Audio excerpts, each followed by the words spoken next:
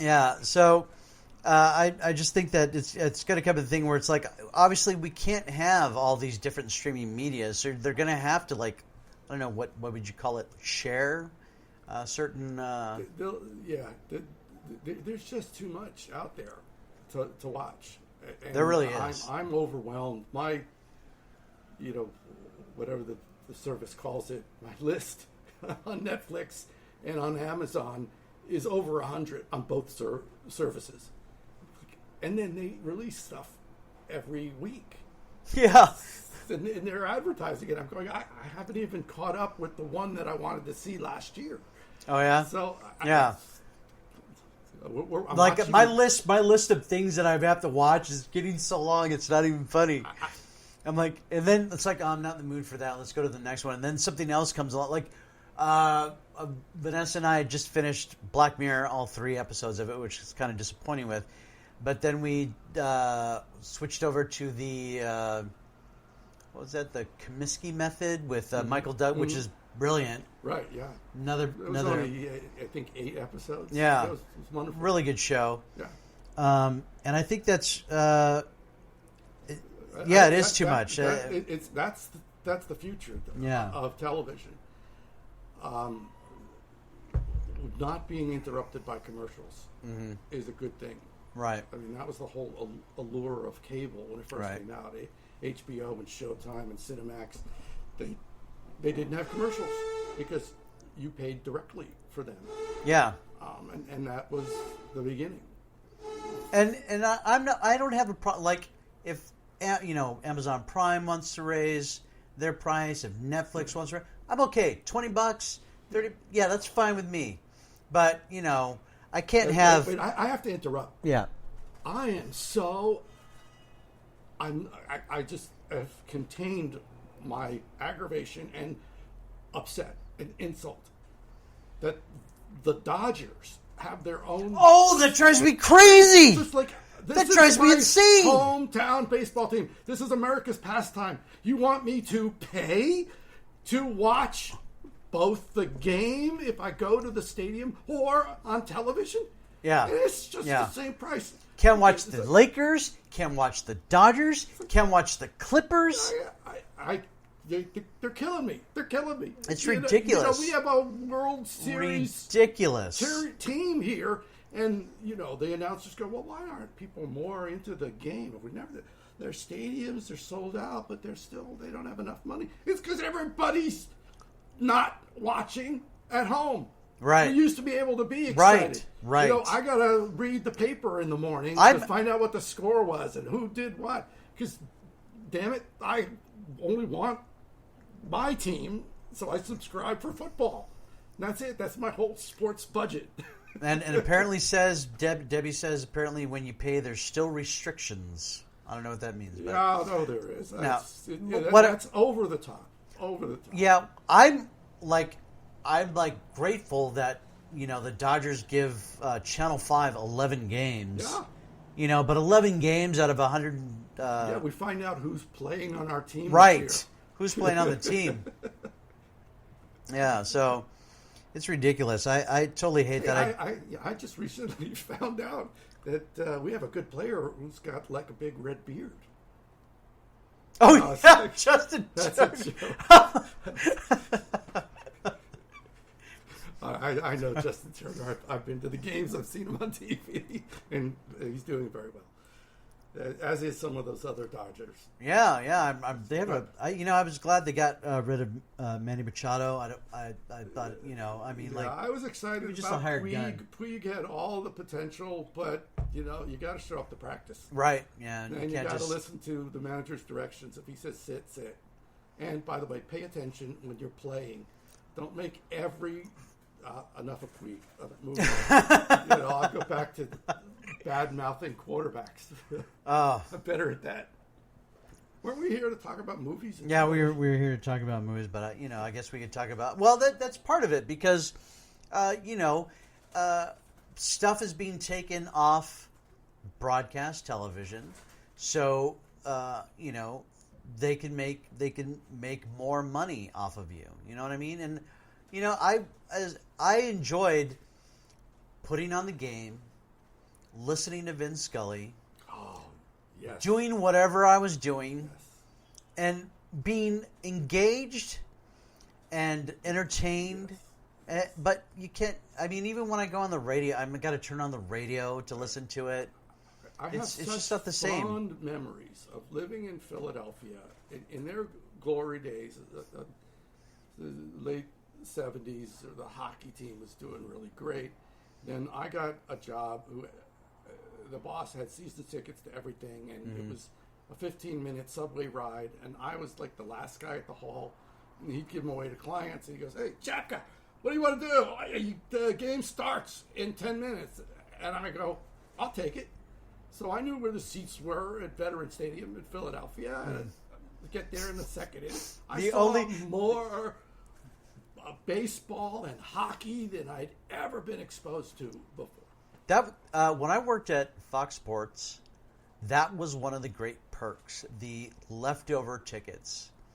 And what fucked it up for everybody, and I'm going to use the word fucked it up because it was totally It's fucked a up. podcast. Facebook doesn't have regulations. And was salespeople in the Midwest were getting a lot of stuff for because that's the Bulls were hot, so they were getting cars, golf clubs, all this stuff for these tickets, and then a memo goes out, email goes out to everybody saying we will no longer hand out any leftover tickets because of people taking advantage of it. Yeah, well, it's an inducement that it's hard to put down. But if I might stand up for my situation, the owner of the company. Well, that yeah, I work I get for, it. Yeah, he bought seasons tickets. And right. It was my pleasure, of course, to take that unused seat. But I know what you're talking about now. To allure advertisers to advertise on the broadcast, right? They give them free seats to the stadium, right? And then they see, isn't this much better on television? Don't you want your ad on television? In the back, we have this piece of green up there. We can put Sharky's Burgers up there every single time Sharky the Catcher comes up. Sharky the Catcher. And he's got his own music and he's got his own thing. And yeah, that just, it killed advertisers. They just want to make money. And we all would like to make money. Right. I don't have a problem whining and dining clients at a sporting event. Going up to the Fox Suite was like a great thing, but when you're getting a brand new set of custom golf clubs just to get a certain, tickets, or you're getting free rental car for a year because you're giving this guy free. That's where it crosses the line, and you can't do that. Everything has gone up. I mean, you listen to the old ball players tell you what their salary was. I know. And God, you can't afford to have a decent team now unless you're a billionaire. Right. And you need hundreds of millions of dollars to field a really good team. Yeah, so it's not a business model that I can play in, but I can make movies. Right. That's I can true. make movies on my iPhone. Right. Edit it in my basement. And put it out into a movie theater. It's a kind of like a good and bad thing, because before, to get noticed, you had to know the right people, or make a great thing. Now that there's just so much out there, to get noticed, you have to punch through the noise. Right. And tying this all to my job, which many people won't have ever heard of. Right. A production manager. Where do you come up in the credits? Well, I come up first credit at the end of the movie. Right. And that's dictated by the union. Right. So there's head credits and tail credits before the time. It gets all complicated. Right. But the point is, I'm the business end of the production. Most people in the world who don't sit through the credits, they think, oh, well, all you need for a movie are actors, some lights, a camera, and sound people, makeup, and anything that they show in the behind-the-scenes videos. That's all it takes to make movies. Well, I'm the guy who's managing the cost of the camera and the data, and I have to transport it from set to the editor. And I have to hire the transportation department to bring in those star wagons for dressing rooms that all the actors require now. And then we have to create our own electricity. So there's hiring of a generator. And then there's a man who operates the generator and makes sure it doesn't run out of gas.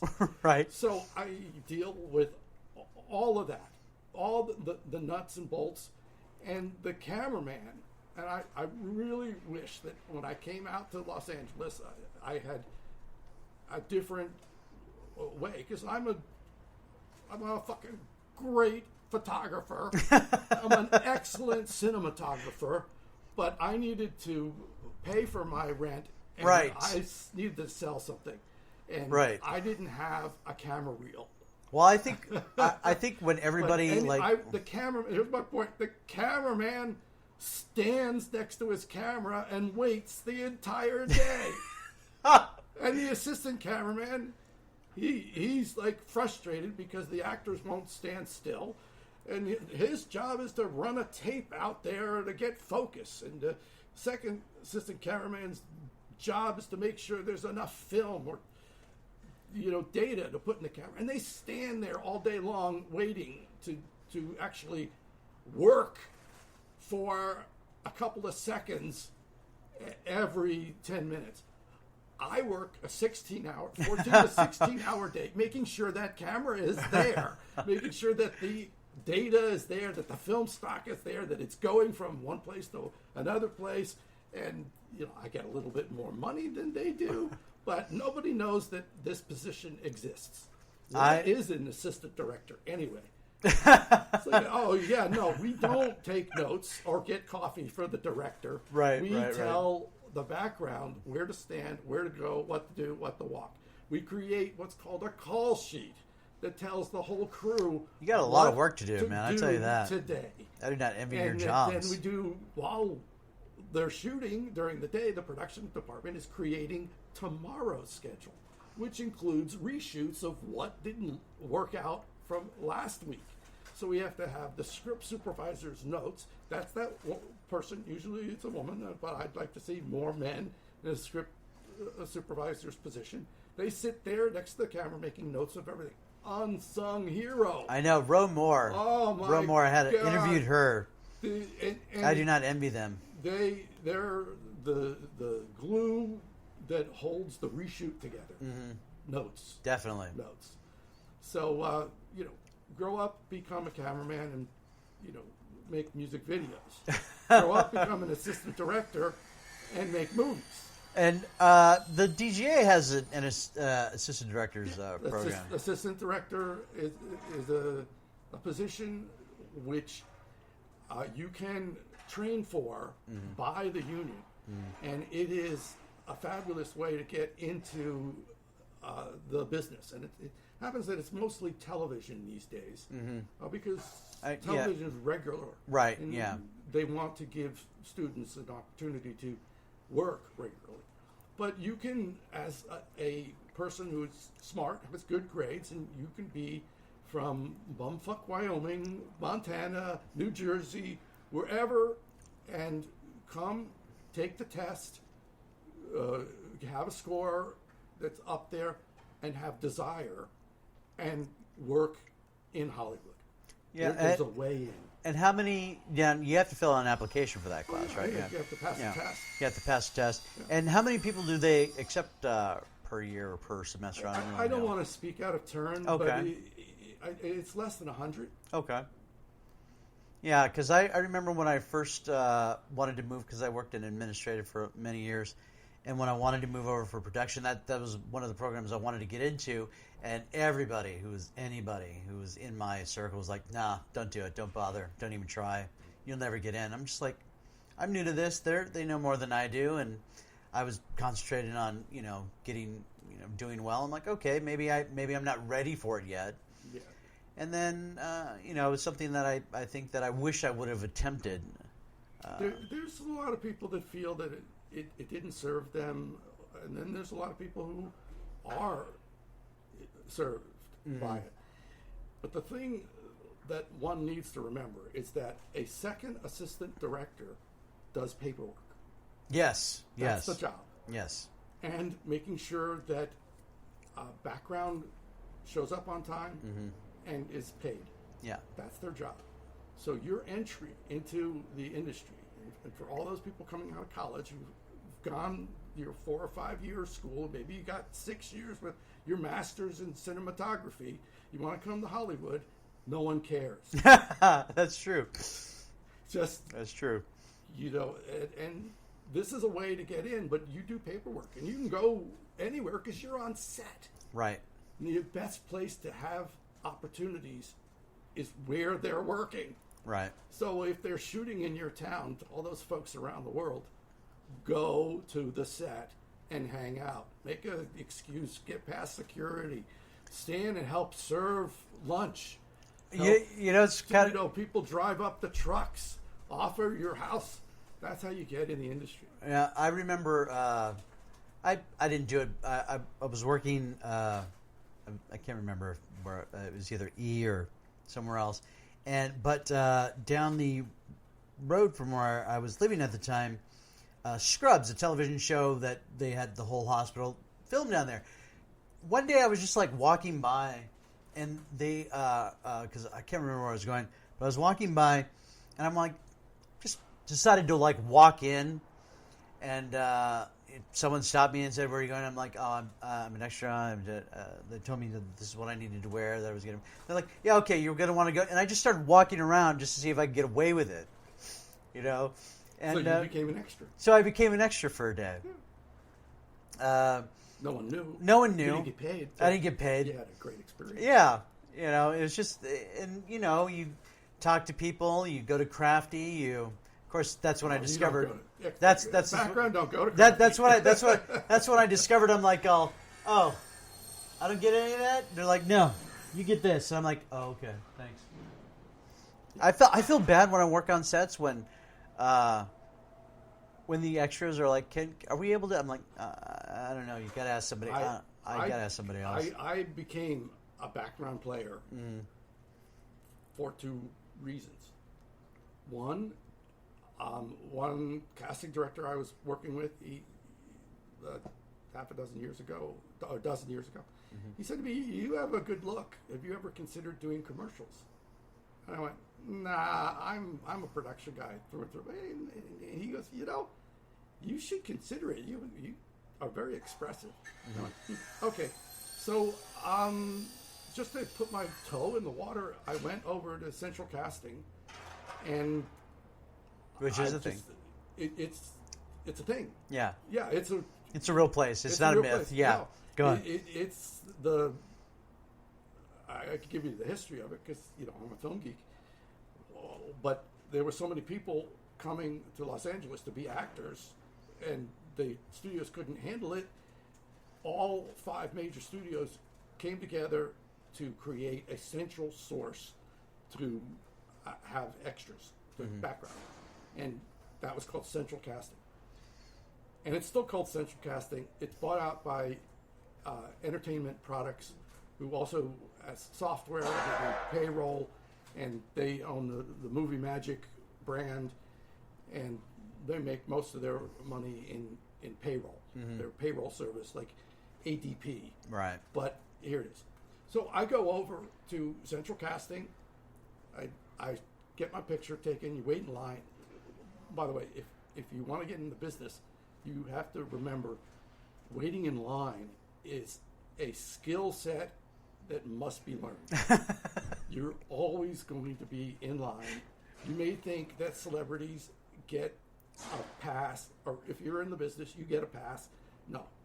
Being on set means you stand in line for lunch, you stand in line for makeup, you stand in line to get your wardrobe, and then you stand in line waiting for your scene to start. But that's another path. Mm-hmm. I went there. I signed up. 2 days later, I got a call. They go, we're casting for this show. We need you to look like you're an ad man in the late 50s, early 60s. So we're going to cut your hair. And is that okay with you? I go, yeah, sure, fine. So I found out the name of the show. It was called Mad Men. I'd never heard of it before. Right. And so they went to, I got a wardrobe call, went to Western costume. I got dressed. I got a haircut. And the next thing I know, I'm in the 4th episode of Mad Men, where he wins an award, and I'm in 6 times. And I go, this is the greatest job ever. They're paying me for 2 days to just sit around and watch television be made. Who inspired you to get into into media? Yeah. I can't say that there's one person, because I've been making movies since I was a child. Okay. I was one of those guys who in high school was on the AV squad. Okay. I had projectors. I set them up. I ran them. I was with my best friend in 7th grade, and his dad had a Super 8 camera, and we would watch stuff from Sesame Street. They did stop action animation, and we did stop action animation. I was making 3-minute movies, 7th, 8th, 9th grade. And in 9th grade, I got our school, high school, had a great auditorium with a full stage. It was built in 1926. Oh, okay. But all the weights were there, the rafters were there. I was setting up lights. I was stage managing. We had a big soundboard and headset, and I was working the stage and also delivering AV stuff. This is all I ever wanted to do was be in movies. I loved movies. It's like Abbott and Costello on a Saturday morning. Oh, I love Abbott and Costello, man. And like the Universal films, the monster movies. Abbott, as a kid, when I was a kid in the 60s, this is what was on instead of cartoons. And the cartoons weren't bad either, but you'd have old monster movies on television. I became a yes. And there was this, people know Gumby because of Eddie Murphy, but Gumby was like a religious show. It was family television. Right. And it was made out of clay. Who once was a little green ball of clay. Gumby. Yeah. I used to watch Gumby. So I loved stop action, and I just loved playing with the technical stuff, and it comes out creative. And I would be drawing storyboards. I loved it. And so I went to school knowing that's what I wanted to do. And the school that I chose, Temple University, taught documentary filmmaking. Oh, okay. And PBS-style television. So it's not theatrical, but I grabbed the theatrical aspects of it and made my way. Which also, by the way, when I was in college, I had work-study program. That's how I worked my way through college. Paid. I had no rich parents. Parents gave me $500, and they go, "That's it. That's your college fund." So I worked. I worked for the English department as a projectionist. So I ended up working in film classes. Okay. And then the art department, they needed a projectionist for their film is art classes. I signed up for all of that. I made my work study into work education. That's good. That's good. So like I said, I'm a film geek. I can see that. Love it. Okay, so favorite director, favorite cinematographer, and Favorite writer? Well, these are all really hard choices because I can go way back in history, but I would say my favorite director is Coppola. Okay. Senior. Yeah, obviously. Yeah, but I wasn't thinking because he has a classical style. You shoot the close up when it's important. You don't, and the wide shot is for orientation. And one of his greatest films that doesn't get mentioned quite often is Rainmaker. Yeah, Danny DeVito, and I think it's Matt Damon. And it's called Rainmaker. Oh, interesting. Yeah. When was that? When did that come out? Mid '80s. Oh, really? Yeah, they're lawyers, and they work for this schlump, another name actor. I have to, you know, when you get into your 60s, the memory isn't so good. That's another reason why I love my iPhone. It's right there. It's right there. Like if I can hit the keys correctly, I can Find out the library. Right. So you look that film up. That's a wonderful film. Did you see his? I believe the last film was like Patagonia. I haven't. I think it was called. Yeah. Yeah, it was like came out like I want to say like 4 years ago, 5 years ago, something like that. Yeah. Well, I saw Apocalypse Now. Well, who didn't? Well, when it played in the Cinerama Dome, Okay, well, and it didn't have credits on it. And there Oh, was did- a handout. I was visiting. I told you my mom had moved out here Right. before. I didn't know it didn't have credits on it. Didn't have credits on it. There was a handout. I have it. It's like 14 by 9. 10 fold, 10 with a staple in it. I still have that at home. You went to the theater, and it was an experience. By the way, they don't release films then. In 1978 or 79, whenever that film came out, there weren't 3,000 theaters to release a film to. Right. So it was a marquee theater. I came to Hollywood to see Apocalypse Now, and that I'd already seen Godfather and was in love with it. And One from the Heart, I saw that and was like, wow. But Apocalypse, no, that One from the Heart was after Apocalypse. Anyway, Cinerama Dome in this wide screen, immersive environment. People are talking about immersive technology now. That's what it was in the 70s, early 80s. You're sitting in a not 180 curved theater, but almost. And you sit down close, and you're in the jungles of Vietnam. So that's one of my greatest films. Chivo, as a cinematographer, is one of my favorite now. He did Gravity. He did Revenant. This is a Mexican. Right. He's just. Did he do Roma? Was that his last year? That's Alejandro Curzon. Okay. He's the director. The director was the cinematographer for Roma, shooting on his own, and it's beautiful. It's black and white, you know. Yeah. But he in Mexico they make movies differently than we do here in the U.S. Here, a director running camera. Who do you think you are, Cassavetes?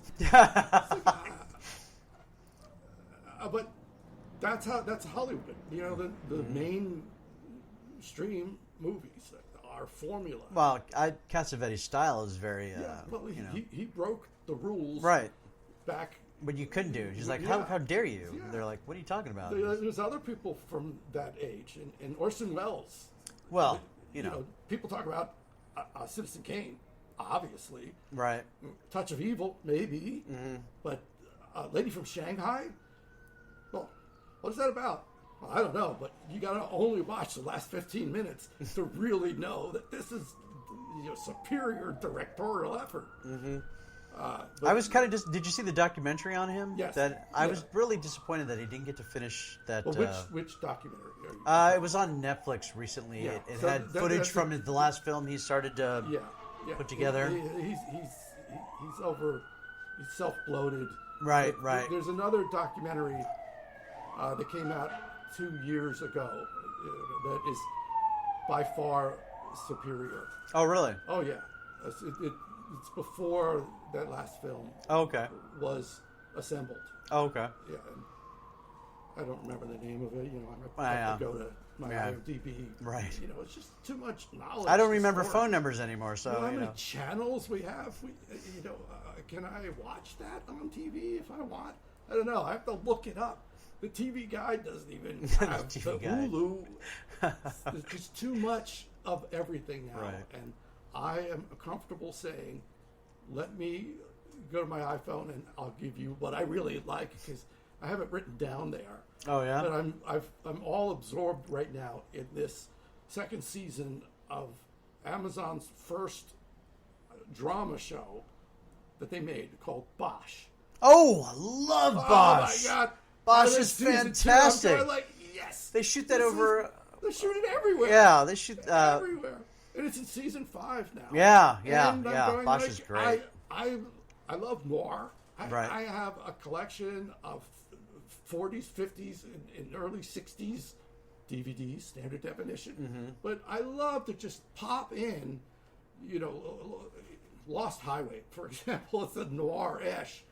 But something like Detour or The Hitchhiker, these are just Oh, so with much Rutger shorter. Hauer? Is that the one you're talking about? The Hitchhiker? Rutger Hauer? The director was No, Ida Lupino. No, Rutger Hauer was the. Rutger Hauer. Oh no, he's in the 70s. He from of course I'm a geek. Harrison Ford movie. Philip K. Dick. The Blade Runner. Blade Runner, right? Yeah, I've only seen it like 16 times. Yeah. That's up there. What'd you think of the new Blade Runner? I liked it. I liked it a lot. It's too long. Oh yeah, I thought it was I thought it was cinematic porn. Is basically what it is. If you were like a yeah, I liked it because I like that world. okay, You can't get me to the Marvel Cinematic Universe at all. Oh, really? anymore. I can't deal with it. Can't do it? I've left Star Trek. Oh really? I can't keep up with it. You know, back in the day when the Next Generation came out, I went, really? How are you going to do that? And then I went, wow, this is a great show. Then Deep Space Nine came out, and I went, wow, we're doing good. And then whatever the next one came out, I was like, Enterprise. That was the next one that came out. and now they've got Discovery on. If you have to pay, Yeah, I'm not for paying CBS. for it. I'm I not even paying for know that. Doug Jones, and he's the most appreciated actor that there is on the planet. Mm-hmm. God, he was the monster from last year's greatest movie title. I can't remember. Best Picture. Was it Something Water. Shape of Water. Shape of Water. He made that movie, Shape Yeah. of Water, and no one even knew his name. And he's on Discovery. He's on he plays the alien. Oh, is that him? Yeah, Oh wow. that's Doug Jones. Oh. And he's same guy. Did he play the? It wasn't Pan's his Labyrinth. voice.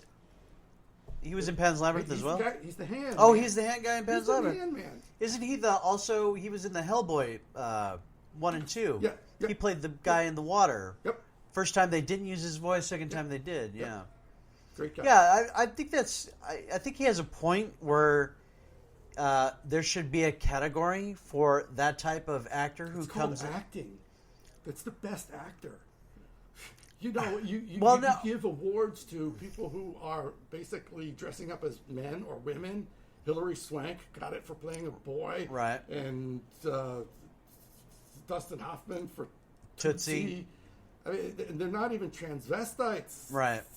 The real transvestites couldn't get an award. They played great. It's just going back to shooting your movie on your iPhone. There's a movie called Tangerine that's I've heard of that. It's shot exclusively on an iPhone right here in Hollywood and Santa Monica and Vine. This is the donut shop. That's the local place. Uh-huh. It's now a Danny Trejo. Yeah, Danny Trejo, the donut shop, yeah. But it was independent before. Maybe it was Winchester. But that whole film was shot on an iPhone. The key characters of the film are transvestites, the transsexuals, real people, and they're acting. And it's a great movie. I don't know. I check think it out. that somebody who's in a costume playing a creature should get a nomination because he is emoting. Silent film stars won Academy Awards, and they didn't talk. That's true. Yeah. I think they gave an Oscar to Marcel Marceau. And They did give an Oscar to Marcel Marceau. The mind. He doesn't talk. Yeah. Well, he talked in one movie. He talked in the Mel Brooks silent film. He had what, and it was no. That was it. Yeah. Yeah. Which I thought was brilliant. Yeah. So I love so many across the board. Right. Edith Head, fabulous wardrobe person, designer, costume, truly in the old school costume design. And a lot of people on small independent films, they're taking this title, production designer or wardrobe designer. And I look on my budget sheet, and even the union, there's no credit, there's no title for wardrobe designer. It's wardrobe supervisor. That's the union title. But they're on a small film, they're getting inflated because they picked out. They went to the Gap and they shopped for some clothes that don't have logos on it, and they go, try this on, and then they show the director and they go, yeah, we wanted that vibe, right? That, geeky Big Bang Theory look, right? So we got it, and they get costume designer with head credit. Wow. And then production designer. Well, production designer, they do a palette. They work with the director on creating the color palette. So if you look at a movie, and the Coen brothers, by the way, are my favorite writers. Oh, really? And Quentin Tarantino. Well, yeah. He writes. Quentin Tarantino. His directorial skills are dropping off now as his budgets have gone up. They're much better with lower budgets. But and Quentin, I love your words, but if you're going to refurbish all of the 70 millimeter cameras that there are in the world and shoot the Hateful Eight, move the camera around a little. Just don't give me a one shot. All right, they're all in the same. It's a big room. Give me a dolly shot. Put that big camera on a crane. Follow. Watch the opening of Touch of Evil. It's the same size camera. Move it down the street a little bit. But do the dialogue. Don't change anything. Just like, I can't wait for Once Upon a Time. Oh, I know. Hollywood. I'm really looking forward to I'm that hoping one. He's moving the camera around a little. I hope he does. Yeah. I don't want him to who's Kevin Smith? Kevin Smith hardly ever, I used to watch his old films, and I'm like, dude, does the camera ever move? Is it always going to be this shot? It's about the money. Yeah. See, the 80s, these guys was going on, how do we get into the business? Well, we make our own movies. And you take the scraps, and there's a great... Oh, the cut ends, yeah. Yeah, short ends. Short ends. And you shoot. Yeah. Then you edit. Yeah. And then you put it together. And that's how these guys made their mark. Right. And now they have digital cameras that you can run for an hour without changing. So nobody stops the camera between takes. They go, okay, hey, just move over to the left a little, and we'll take it from the top. So there's no clapper, there's no reset. The actors, they say, oh, well, the director, I'm doing this for the actors because it interrupts their flow when you have to stop and reset. And the assistant cameraman's going like, it's all going to be out of focus. I don't know where they are. So I got to measure. Yeah. But so there's disadvantages of digital, but when you are disciplined to shooting a 3-minute chunk, you rehearse. Right. and you stop the camera.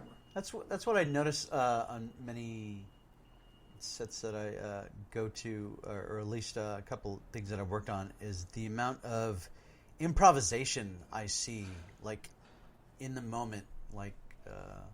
But those are smaller films. There's great movies. Revenant. Yeah. You can't really appreciate that on a small screen.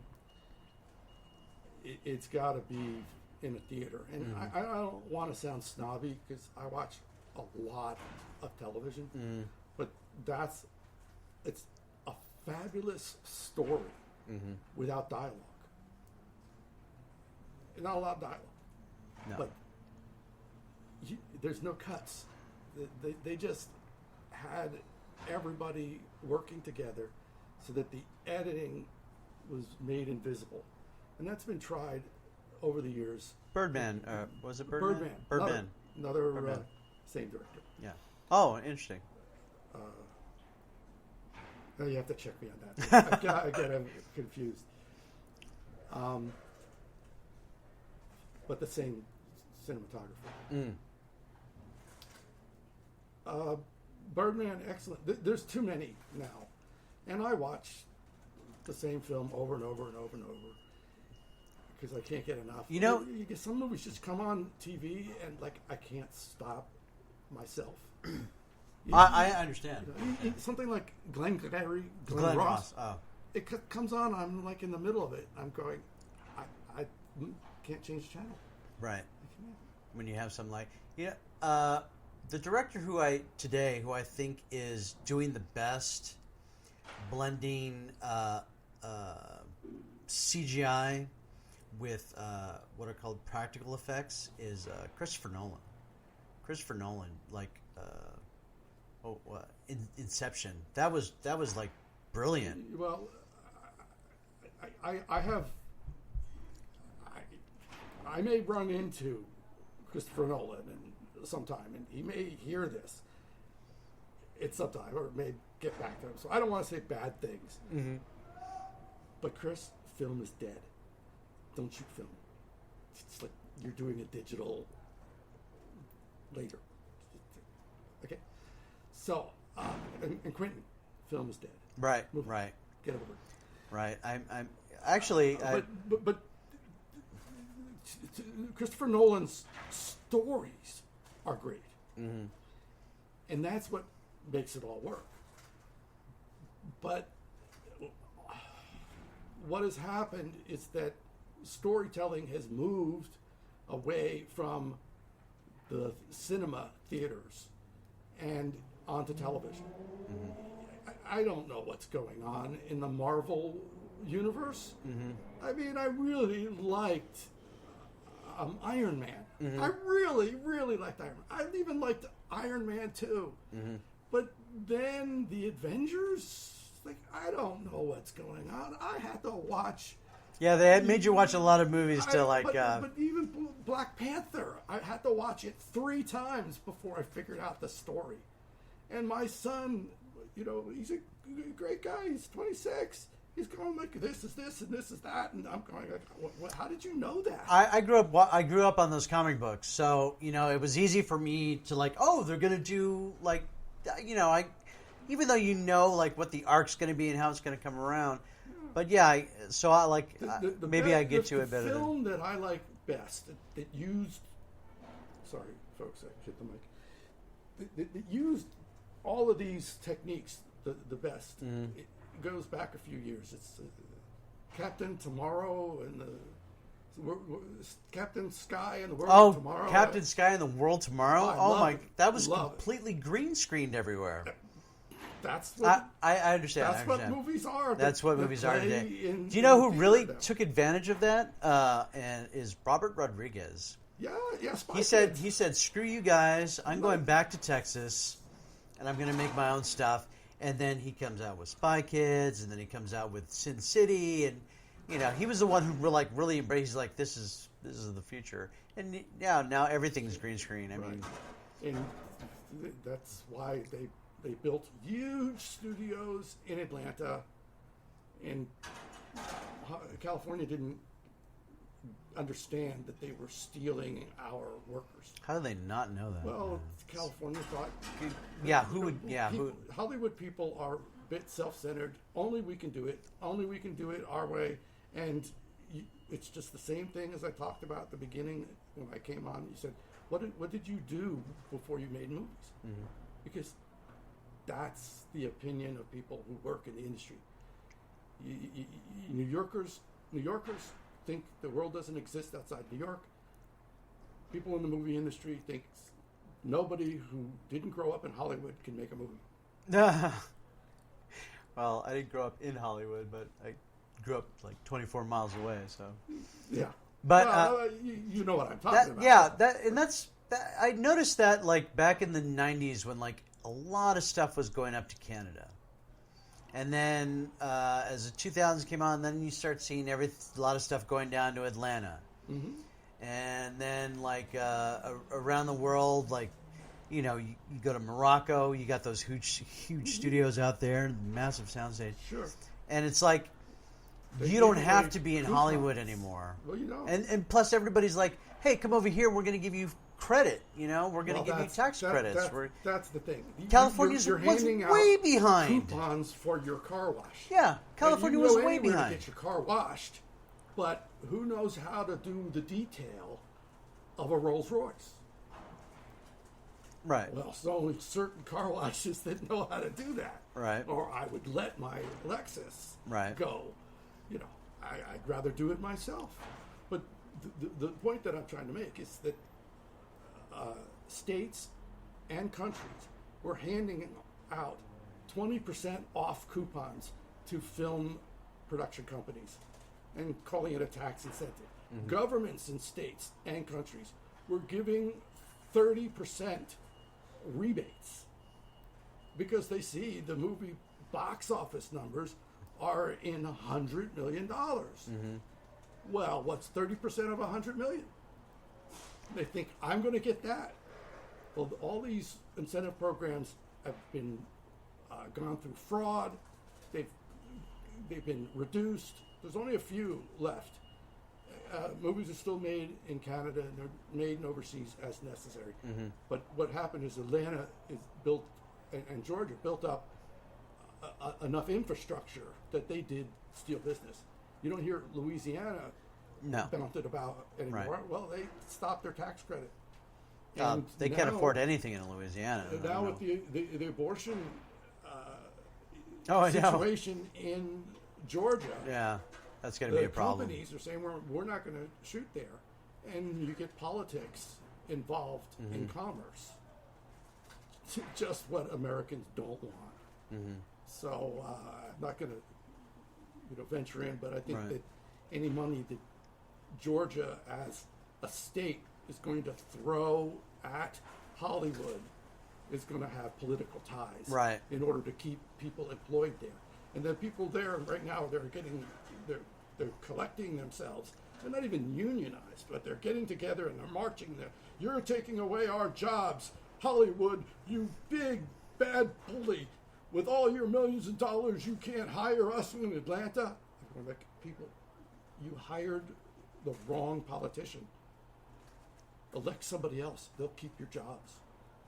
I'm done. Actually, I don't think I knew it, but I worked with a guy who, him and his wife actually moved out to Atlanta for the amount of work that was out there. Yeah. And they'll all be coming back. Let's hope so. Well, I was really surprised how much the past couple of years, how much production has picked up within the city. Well, in Los Angeles is expensive. California is expensive. It's expensive to live here. Mm-hmm.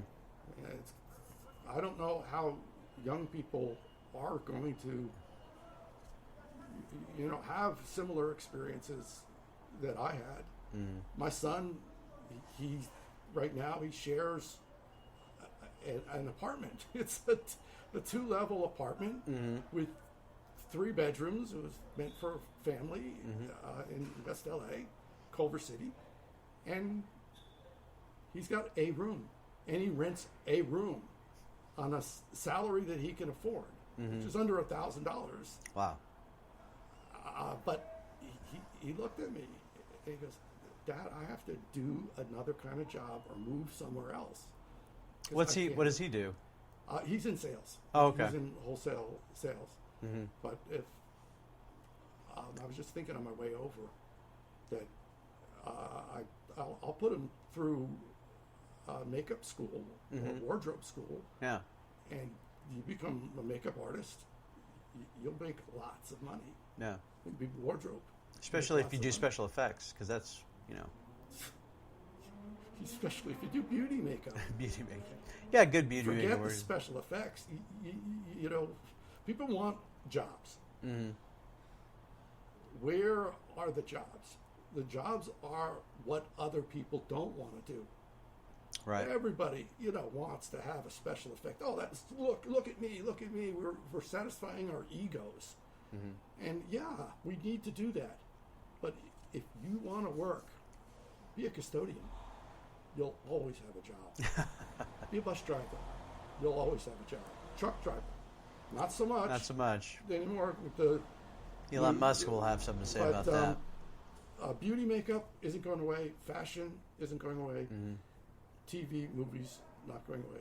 Right. They're all going to be wearing something on their body, and they're going to have at least powder on their face. It's true. Cameras, our lenses aren't going to change too much in the future. That's true. But you want to know about my job? My job is paying everybody. Yeah. That's why you invited me here to talk about what does a line producer do. And I'm the guy who makes sure that everybody gets paid. Everybody gets paid. This is my sales pitch. I take scripts now, and I do the breakdown and budget so that they can be financed.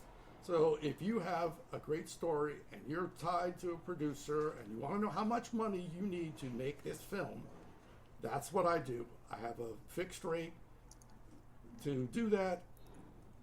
You can Google me. I'm very easy to find. David Japka, line producer. I create budgets and schedules so that you as a filmmaker can go and take it to a financier and look like you know what you're doing. And then, of course, you can hire me, and I will bring that film together with the right people, and it looks great, and it will be sold in one of the markets that we haven't even talked about. But for all young filmmakers, that's what I do now. Thank you very much. Thank you, David. Thank you for listening. I hope you got something out of this podcast. If you did, and you enjoyed the episode, please hit the subscribe button and the bell so you can get notifications of future episodes. I would also like to personally invite you to follow Stories from the Set on Instagram. And while you're at it, like our Facebook page as well.